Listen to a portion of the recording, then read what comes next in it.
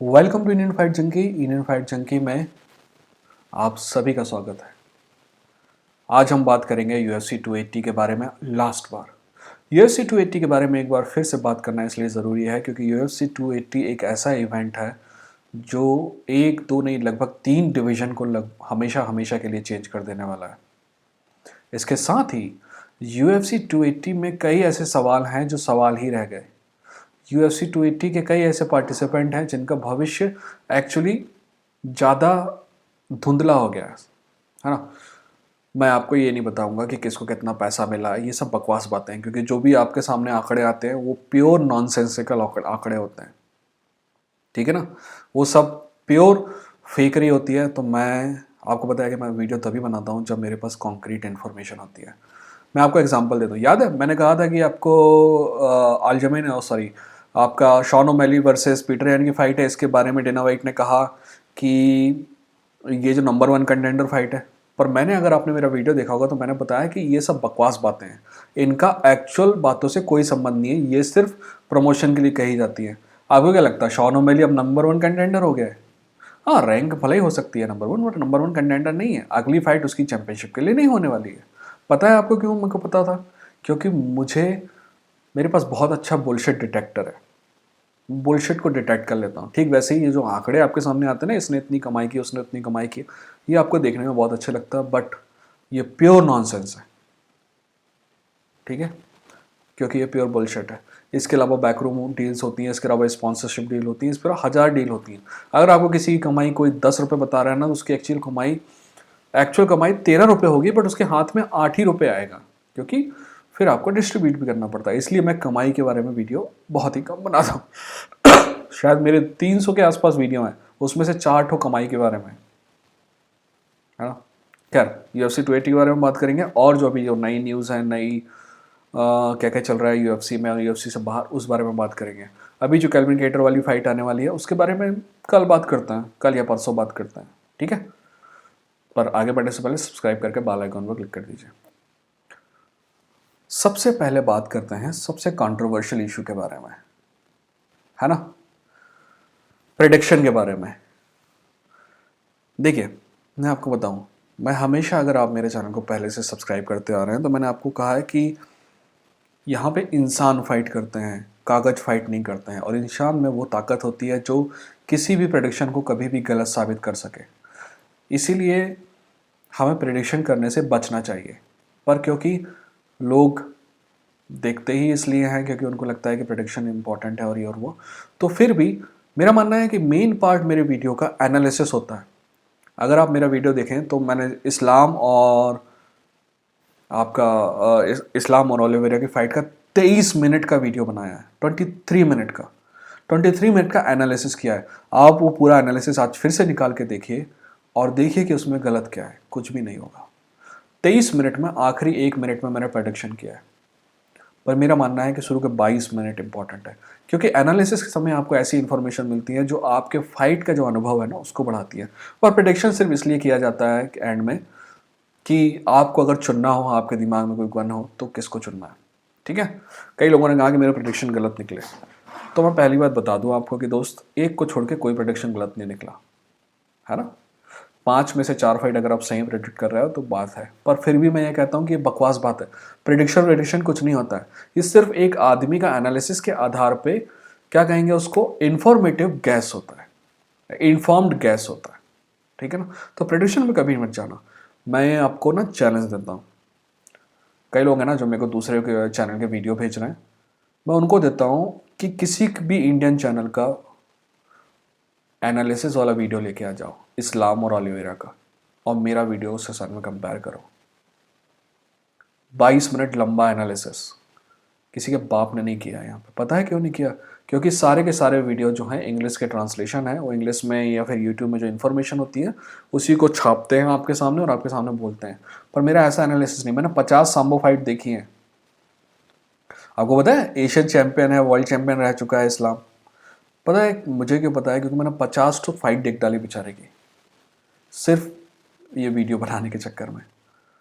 तो एनालिसिस बहुत इंपॉर्टेंट होता है। प्रेडिक्शन बहुत छोटा पार्ट होता है, बट प्रेडिक्शन बहुत सेक्सी लगता है, इसीलिए लोग उस पर ज़्यादा ध्यान देते हैं। मैं आपसे उम्मीद करूँगा कि आप प्रेडिक्शन पे कम ध्यान दें, एनालिसिस पे ज़्यादा ध्यान दें। ठीक है, तो चलिए आगे बढ़ते हैं इसको, ये सब बकवास करने के बाद। प्रेडिक्शन की एक बार फिर से बात कर ले। मैंने कहा था कि बिलाल बहुत जीतेगा, बिलाल अंडरडॉग था, बाकी सब ने कहा कि बिलाल हारेगा, मैंने कहा बिलाल जीतेगा, बिलाल जीता।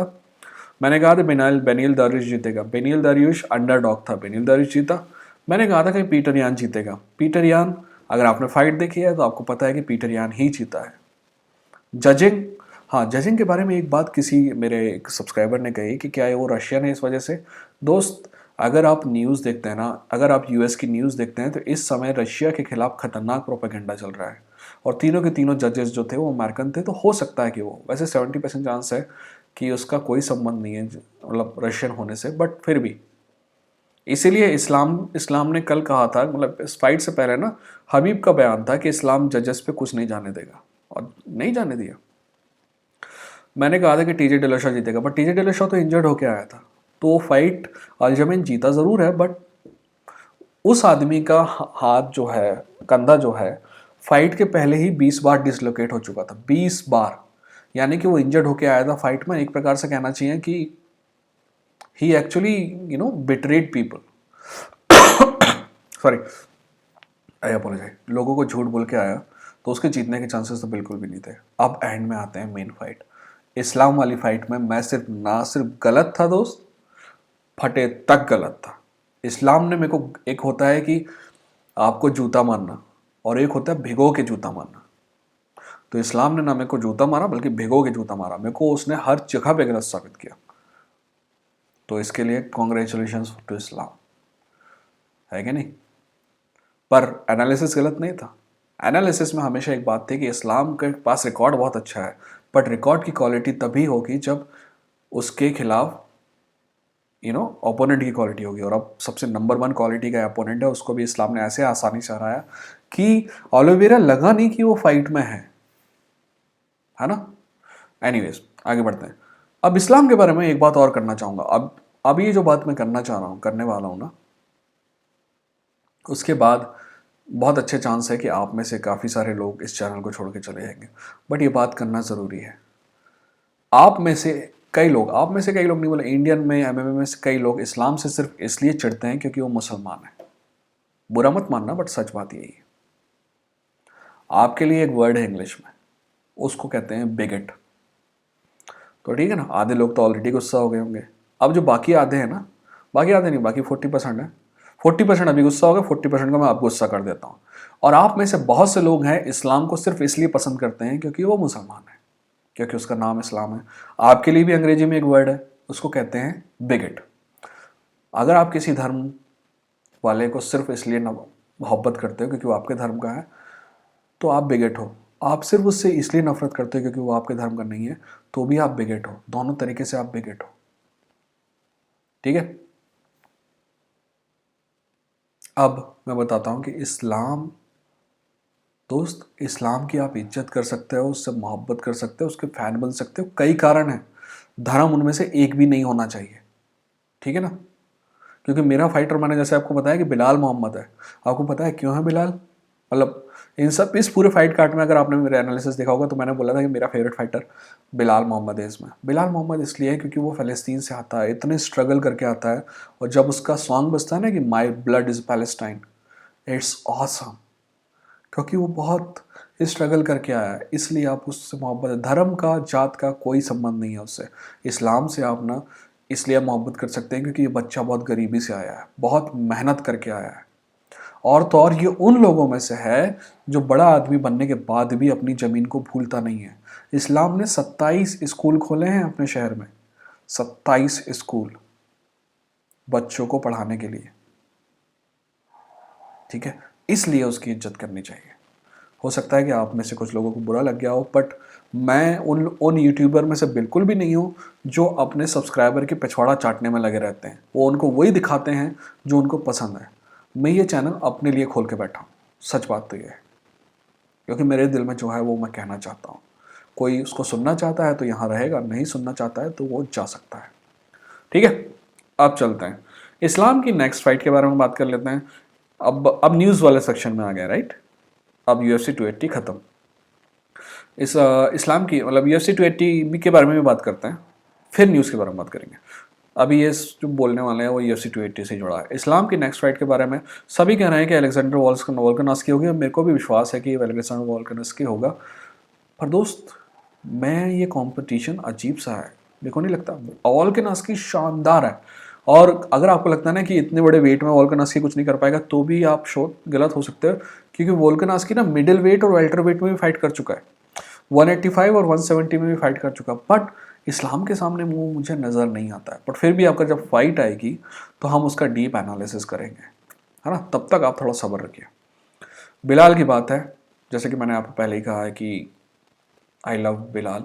बिलाल की नेक्स्ट फाइट मेरे हिसाब से तो टाइटल फाइट होनी चाहिए, क्योंकि इतनी मेहनत करने के बाद भी अगर टाइटल फाइट नहीं मिलती तो क्या मतलब है। जहाँ तक सॉन ब्रेडी की फाइट, सॉन ब्रेडी के बाद मामला है, सॉन ब्रेडी ठीक है, सॉन ब्रेडी फाइट हार गया, कोई बड़ी बात नहीं है। अनडिफीटेड रिकॉर्ड हर किसी का चाहता है, चला जाएगा। आज दुनिया में सबसे बेहतरीन फाइटर जो है वो है लाइट वेट में इस्लाम मखाचेव, वो भी एक बार हार चुका है, तो कोई बड़ी बात नहीं है। सॉन ब्रेडी भी आगे जाएगा। पीटर यान, I seriously feel bad for Peter यान। पीटर यान की फाइट आप देखो, पिछली 4 फाइट, पहली फाइट अल्जमेन स्टर्लिंग को वो आसानी से हरा रहा था, वो इलीगल नी की वजह से चली गई। एक फाइट बेईमानी, मतलब बेईमानी नहीं, पर फिर भी हाथ को आया, मुंह ना लगा हो गया। नेक्स्ट फाइट में उसने सैंडहैगन को हराया। उसके बाद जो अगली फाइट थी फिर से अल्जमेन स्टर्लिंग की हुई थी, उसमें भी आर्गुमेंट दिया जा सकता है कि वो जीता था, ठीक है ना, क्योंकि अगर वो 10 राउंड नहीं होंगे तो वो जीता था। अब ये वाली फाइट भी वो जीता है, पर वो भी उससे ले ली गई। तो I feel sad for him, और मेरे को नहीं पता है कि उसका भविष्य क्या है। चार्ल्स ओलिवेरा के लिए मेरा मानना है कि बस दोस्त बाकी सारी चीज़ें भूल जाओ, और चार्ल्स ओलिवेरा की नेक्स्ट फाइट होनी चाहिए बेनिल दरियुस से।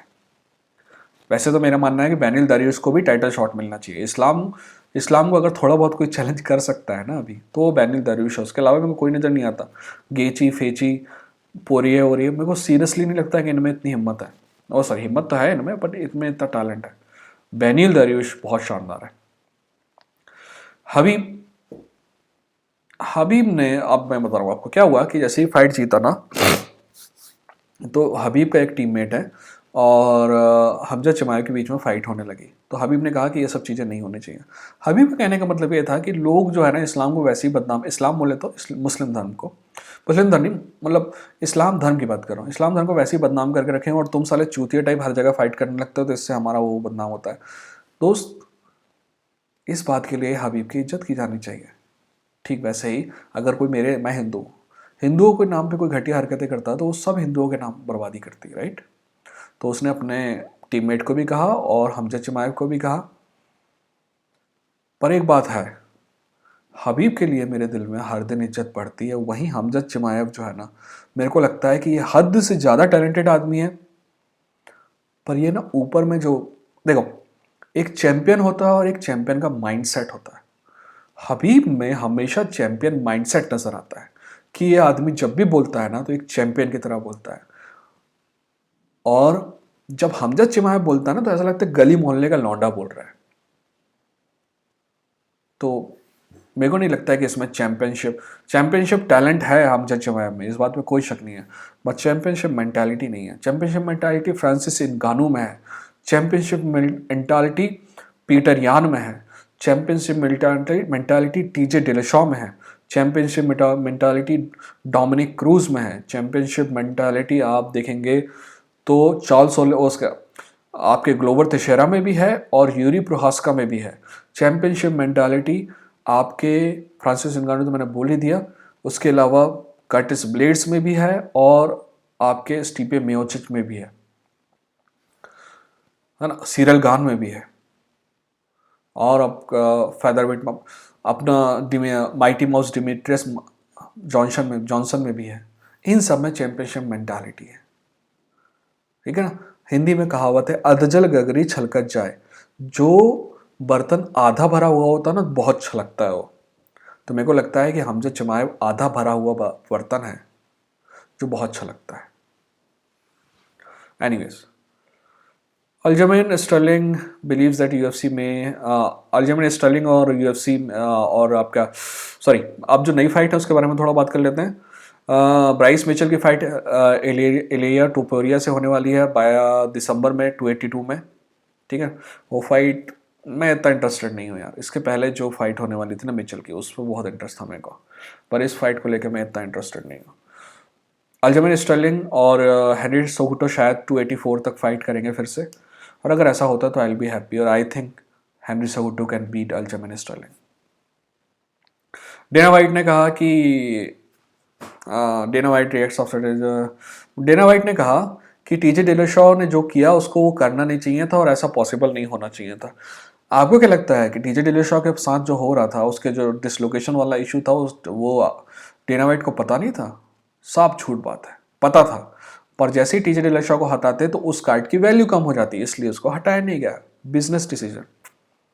चार्ल्स ओलिवेरा चार्ल्स ओलिवेरा ने अपने फैंस को अपोलोजाइज किया है कि मैं आपके उम्मीदों के तहत प्रदर्शन नहीं कर पाया। तो मेरा मानना है कि दोस्त कोई दिक्कत नहीं है, you have achieved so much in your life, it's okay to lose, it's okay to win, it's a life. Life gives you lemon, make lemonade, life gives you egg, make omelette. ये life है, हार जीत तो चलते रहेगी। आगे बढ़ते हैं। खैर आगे क्या बढ़ते हैं, मेरे पास तो खबर ही खत्म हो गई। खैर नई खबरों के साथ कल या परसों फिर मिलेंगे, और केटर वाले कार्ड के बारे में भी बात करेंगे। मेरे ख्याल से सैटरडे को बात करें, या वो मैंने जो भी कुछ बोला है, हो सकता है आप में से कुछ लोगों को चीज़ें बुरी लगी हो। अगर लगी हो तो कमेंट सेक्शन में बताइएगा, अगर कुछ अच्छा लगा हो तो भी कमेंट सेक्शन में बताइएगा। एक क्वेश्चन है जो आपसे मेरे को करना है। अब मैं सोच रहा हूँ कि हर 2-3 दिन की आड़ में लाइव आया करूँ, बट लाइव में मेरे को ये प्रॉब्लम है कि मैं लाइव में सबके जवाब दे नहीं पाता हूँ। तो मोस्टली क्या करते हैं यूट्यूबर, एक सुपर चैट नाम का होता है जिसमें आदमी पैसा डालता है तो उसका क्वेश्चन ऊपर आ जाता है। पर मेरा मानना है कि सुपर चैट सही नहीं है मेरे सब्सक्राइबर्स के लिए, क्योंकि मेरे सब्सक्राइबर्स, मेरा मानना है कि आप लोअर और अपर मिडिल क्लास से आते हैं। आप में से कुछ लोग अच्छे पैसे वाले होंगे, बट तो मैं कैसा करूं कि सबके सवाल के जवाब दे पाऊं, क्योंकि सब फटाफट सवाल पूछते हैं और वो सवाल वो चले जाते हैं, है ना। क्या आप चाहते हैं कि मैं सुपर चैट को डालूं, या फिर पहले से क्वेश्चन लो ना, तो फिर भी दिक्कत हो जाती है, क्योंकि फिर पहले से क्वेश्चन लेके आप कर रहे हो तो फिर लाइव करने का क्या मतलब है। और पिछली बार जब मैंने पहले से क्वेश्चन लिए थे तो भी ऐसा होता है कि उसको भी आसानी से मैनिपुलेट किया जा सकता है, आप अकेले ही 50 क्वेश्चन डाल सकते हो। तो मैं चाहता हूँ कि लाइव में आपके सबके जवाब दूँ, पर कैसे दूँ? मैं चाहता हूँ कि किसी का भी जवाब छूटना नहीं चाहिए, या फिर सिर्फ सुपर चैट वालों को जवाब दूँ ताकि वो ऊपर आ जाएं। आई डोंट नो, आप बताइएगा, सोल्यूशन बताइएगा, ठीक है, कि कैसे करें। मैं डिस्कॉर्ड भी यूज़ करने की कोशिश सोच रहा था, बट फिर डिस्कॉर्ड का यूज़ सब कोई नहीं करता है ना। रेडिट का जो सब रेडिट है उसका भी यूज़ सब कोई नहीं करता है। तो देखते हैं, ये भी कर सकते हैं अपन कि ट्विटर में भी क्वेश्चन पूछ सकते हैं। आप बताइएगा कि कौन सा प्लेटफॉर्म आप सबसे ज़्यादा यूज़ करते हैं, तो उसके हिसाब से अपन देखेंगे, ठीक है। अपना ख्याल रखिए, अपनों का ख्याल रखिए। मिलते हैं अगले वीडियो के साथ। ये था Indian Fight Junkie. Take care.